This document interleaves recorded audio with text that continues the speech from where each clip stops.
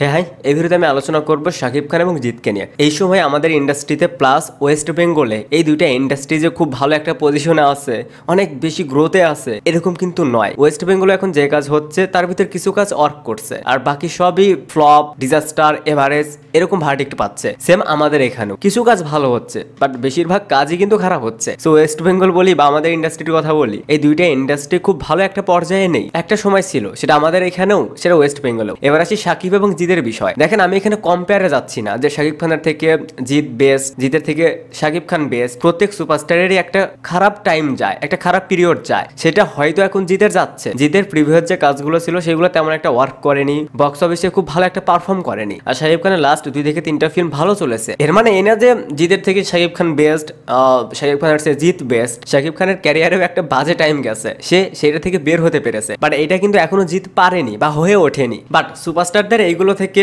I mean bad time থেকে বের হতে যে অনেক বেশি সময় লাগবে, ব্যাপারটা এরকমও না। 1-2 বছরেও দেখবেন জিতের খুব ভালো একটা কামব্যাক হয়েছে। এখন যে টপিকটা শেয়ার করব সেটা হচ্ছে কো-প্রোডাকশন। এই টপিক নিয়ে আলোচনা করতে হলে আমাদেরকে একটু যেতে হবে ফ্ল্যাশব্যাকে 2016 বা 17 বা 18 দিকে, যে সময়গুলোতে শাকিব খান এবং জিতের সিনেমাগুলো কো-প্রোডাকশনে হতো এবং 2 বাংলাতেই রিলিজ পেত। শাকিব খানের সাথে জিতের যতবার ক্ল্যাশ হয়েছে, প্রত্যেকবারই তাদের প্রত্যেক সিনেমাই ভালো ব্যবসা করেছে। আমি যদি ভুল না করি, শিকারির সাথে বাচ্চাদার ডন দুটোই ভালো চলেছে। এরপর নবাবের সাথে বস 2, এই দুটো সিনেমা ভালো চলেছে। Reason competition. যখন 2 বাংলা 2 সুপারস্টারের সিনেমা একই ঈদে বা যে কোনো একটা সিঙ্গেল ডেটে রিলিজ পাবে, ভাই সেই সিনেমাটা নিয়ে তো এমনি অডিয়েন্সের আগ্রহ থাকবে, বা প্রত্যেক ফ্যান বেসের ভিতর এইটা থাকবে যে আমার সুপারস্টার সিনেমা যেন ভালো চলে, এটা আমাকে বারবার দেখতে হবে। সো এই কম্পিটিশনটা কিন্তু এখন নেই। এখন আমাদের যে ইন্ডাস্ট্রি, এই সময়ে এসে শাকিব খান খুব ভালো কাজ করছে। তার আপকামিং ফিল্ম তুফান, এই কাজটা নিয়ে তো আমরা খুবই এক্সাইটেড। হয়তো এই কাজের পর শাকিব খান আরো চেঞ্জ হয়ে যাবে, তখন শাকিব খান জাস্ট ধরা ছোঁয়ার বাইরে। আমাদের ইন্ডাস্ট্রিতে মেইন যে প্রবলেম সেটা হচ্ছে উইদাউট ঈদ কোনো সিনেমা রিলিজ হচ্ছে না, এটা হচ্ছে মেইন প্রবলেম। এখন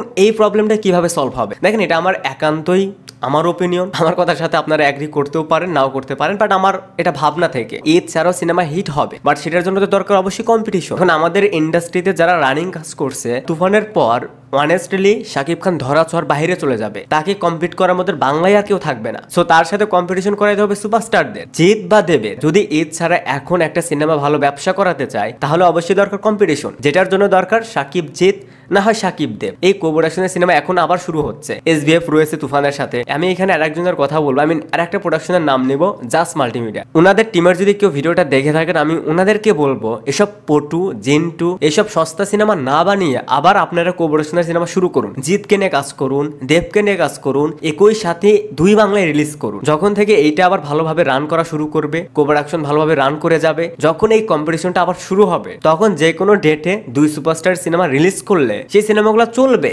অডিয়েন্স আগ্রহের সাথে দেখবে। একই ডেটে শাকিব খানের সাথে জিতের সিনেমা রিলিজ করবে, বা শাকিব খানের সাথে দেবের কোনো সিনেমা রিলিজ করবে, দেখেন জিত দেবের লাভটাই বেশি হবে, কারণ জিত দেবের ভালো একটা ফ্যান বেস রয়েছে বাংলাদেশে। তো তাদের একটা সিনেমা যদি ভালো হয়, সেটা যদি 2 বাংলাতেও রিলিজ করে, আপাতত বাংলাদেশের মার্কেট থেকে হতাশ হবে না। ভালো কন্টেন্ট হলে, ভালো কম্পিটিশন হলে অডিয়েন্স সেটা অবশ্যই দেখবে। এই সময়ে দরকার হচ্ছে কম্পিটিশন। যেহেতু 2 বাংলার অবস্থা খুবই একটা ভালো নয়, এই সময়ে যত পারা যায় সুপারস্টারদের সাথে সুপারস্টারের ক্ল্যাশ করানো, তাদের সিনেমা একইভাবে রিলিজ করানো 2 বাংলাতে, যেন একটা কম্পিটিশন তৈরি হয়। যখন 2 সুপারস্টার সিনেমা রিলিজ করবে, তখন 2 সুপারস্টারের হিউজ একটা ফ্যান বেস তারা প্রচারণা চালাবে। তাহলে ভাবুন সেই সিনেমাগুলোর হাইপ কোথায় থাকবে। 2016-17 যে হাইপটা ছিল শিকারি, বাদশাদা ডন নিয়ে, তো 2024-এ এসে এখন তো অডিয়েন্স আরো অ্যাক্টিভ। তখন যেভাবে প্রমোশনটা হতো, এখন আরো বেটার ভাবে প্রমোশন হবে। কোপ্রোডাকশনের সিনেমায় শাকিব জিত একই ফিল্মে, বা শাকিব দেব, ভাবতেও পারবে না যে সিনেমাগুলোর হাইপ কোথায় যাবে। এই যে দেখেন না, জাস্ট তুফানে চঞ্চল চৌধুরীর একটা ক্যামিও রয়েছে। টিজারে তার স্ক্রিন প্রেজেন্স ছিল 10 সেকেন্ড, আগুন লাগিয়ে দিছে। যখন শাকিব খানের সাথে একই ফ্রেমে জিত থাকবে,